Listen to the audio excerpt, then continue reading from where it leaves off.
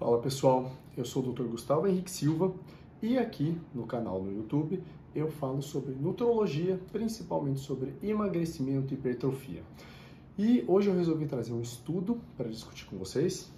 O estudo é esse, que fala sobre cardiomiopatia em usuários de hormônios anabolizantes. Esse estudo foi um estudo transversal que avaliou 172 atletas de levantamento de peso, sendo desses 101 usuários de hormônios e 71 não usuários de hormônios.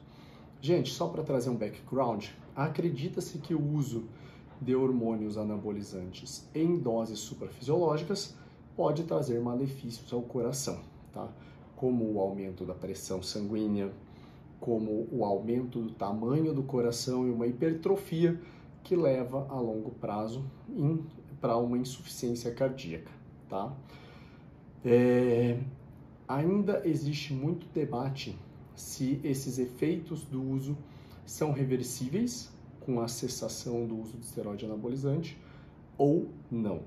E também ainda existe um debate sobre essa piora do coração ser decorrente do aumento da pressão arterial e o coração hipertrofia para tentar vencer essa pós-carga, né? Vencer a pressão arterial para bombear o sangue para frente, ou se isso é um efeito direto dos anabolizantes, né? No miocárdio, que é o músculo cardíaco. Então, foram selecionados esses atletas. Para os não usuários de hormônio, foi feito um exame antidoping deles, e para os usuários de hormônio, né, eles foram separados em dois grupos, quem ainda estava usando e antigos usuários que já haviam parado, tá? Como eles fizeram isso? Eles aplicaram um questionário nesses pacientes para saber tempo de uso, como que usou, dose que usou, e também fizeram um ecocardiograma, né, que é um exame de avaliação ultrassonográfica do coração. Esse exame foi feito por um avaliador que salvou as imagens e um segundo avaliador laudava também as imagens, os vídeos e as fotos salvas. Se houvesse divergência entre o primeiro e o segundo, um terceiro avaliador iria corrigir e avaliar quem que tinha errado e dar a opinião dele também.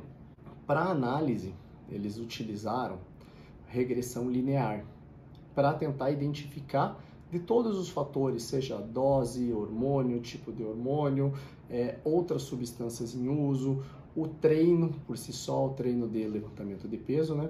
Para avaliar qual que era a variável mais importante que causava essa cardiomiopatia nesses pacientes.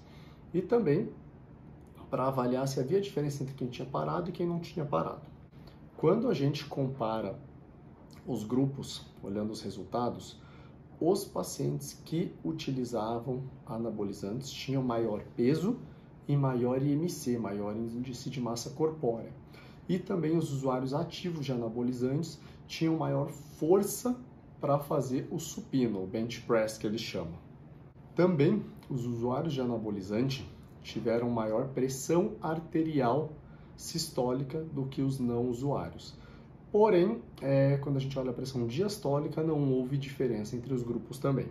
Em relação à quantidade de testosterona utilizada, né, eles separaram em miligramas de testosterona por semana desses usuários, né? E a média, tanto no grupo de pacientes que já tinham usado e pararam, ou dos usuários, era mais ou menos 1000 miligramas de testosterona semana, com um desvio padrão de mais ou menos 600, ou seja, uma média ali de 5 ampolas de Deposteron ou 4 ampolas de Durateston por semana, e também podendo ser no mínimo ali 400 miligramas, que seria 2 ampolas de cada, ou um máximo de 1.600, que seriam 8 ampolas de cada por semana. Doses aí altas, né, suprafisiológicas mesmo.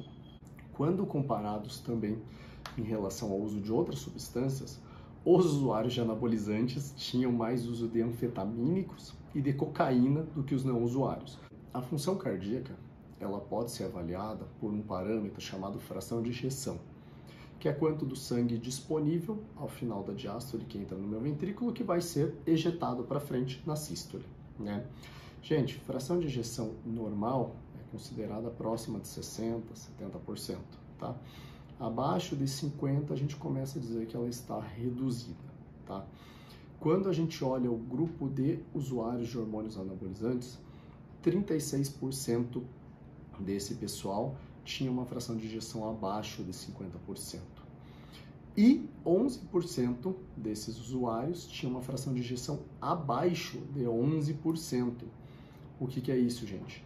Uma insuficiência cardíaca grave, com fração de ejeção reduzida. Muito importante, que necessita de um tratamento com muitas medicações. Como eu falei para vocês, em relação à regressão linear, para identificar o fator causal aí que mais está, na verdade, o fator mais correlacionado com essa piora da fração de ejeção, com a hipertrofia dos ventrículos, foi o uso de esteroides anabolizantes mesmo, tá? Mais do que fumar, mais do que exercício resistido de powerlifting, o uso de esteroides anabolizantes mostrou ser o principal fator correlacionado com isso. Quando a gente olha, comparando os três grupos, né, usuários ativos, ex-usuários e nunca usuários, os usuários ativos apresentavam uma menor fração de ejeção e uma maior massa do ventrículo, ou seja, o coração desse paciente era maior, tinha feito uma hipertrofia maior, o que não é bom, tá? Em relação aos ex-usuários, esses ex-usuários tinham realmente uma massa ventricular menor que os usuários ativos e também fração de ejeção um pouquinho maior, porém sem significância estatística em relação à fração de ejeção. Quando comparados os dois grupos isoladamente contra não usuários, né, os não usuários tinham fração de ejeção muito maior mesmo, fração de ejeção normais, havia muito pouco pessoas com insuficiência cardíaca nesse grupo, e também possuem uma massa ventricular menor. Em relação à dose de testosterona utilizada semanalmente, né, os pacientes com fração de ejeção menor que 40, ou seja, com insuficiência cardíaca grave, tinham utilizado doses muito maiores, uma média de 1.500 miligramas por semana, contra os usuários ali com fração de ejeção menor que 50, entre 40 e 50, que haviam utilizado dose menor, uma dose de cerca de 960 miligramas em média por semana. E esses pacientes também, que tinham uma fração de ejeção menor que 40, tinham maior peso, maior índice de massa corpórea, maior massa ventricular e justamente a menor fração de ejeção, né? Ou seja, mais hipertrofia foi gerada ao custo de maior sofrimento cardíaco. Então, o que a gente consegue tirar de conclusão desse estudo, né? Ele é um estudo cross-sectional, que a gente chama, né, transversal. E ele não tem poder para mostrar causa e efeito, ele tem poder de mostrar correlação, tá? Então ele mostra pra gente que o uso de hormônios anabolizantes em doses suprafisiológicas está correlacionado com a insuficiência cardíaca no longo prazo. Ele também nos mostra que isso é dose dependente. Quanto maior a dose utilizada, parece que houve uma maior correlação com o desenvolvimento de insuficiência cardíaca. Além disso, o maior fator para o desenvolvimento de insuficiência cardíaca em atletas de powerlifting foi o uso de hormônios anabolizantes. Porém, esse estudo tem várias limitações que a gente tem que levar em consideração. A primeira que eu falei, ele é um estudo transversal. Ele não foi feito para mostrar a relação de causa e efeito. Ele foi para mostrar correlação. Ou seja, não consegue dizer quem veio antes, o ovo ou a galinha, sendo que nesse caso parece meio óbvio, né? Além disso, foi um estudo de centro único, não foi multicêntrico. O N, o número de pacientes, é um número pequeno, embora seja um número bem legal quando a gente olha de estudos com atletas, né? A maioria dos estudos que a gente olha com atletas, né, profissionais, geralmente tem 20, 30, 40.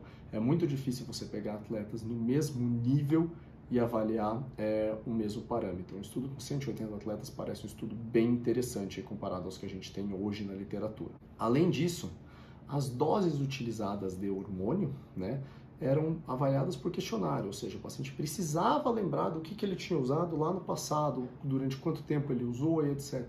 O que pode ter um viés aí de lembrança, né? Esses pacientes podem ter errado e a aferição não foi tão adequada. Esse estudo também foi feito com uma população branca escandinava, né? Não avaliou orientais, não avaliou negros, latinos, então é uma população bem específica. Também é difícil de generalizar o resultado desse estudo.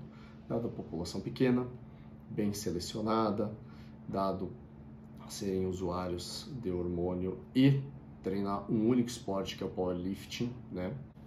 E também existe uma necessidade de um estudo longitudinal para poder avaliar realmente a relação de causa e efeito, um estudo que vá fazer isso, né?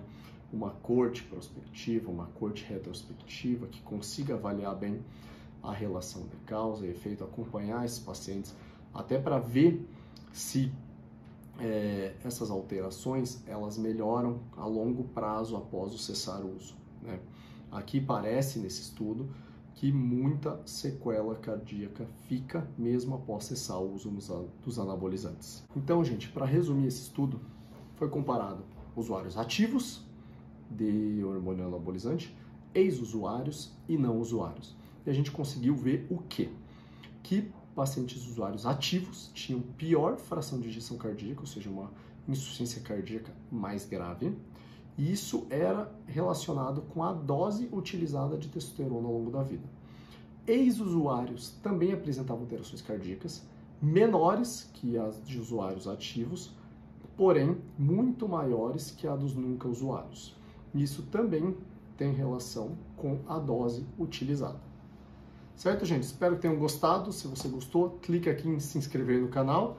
Muito obrigado, um abraço.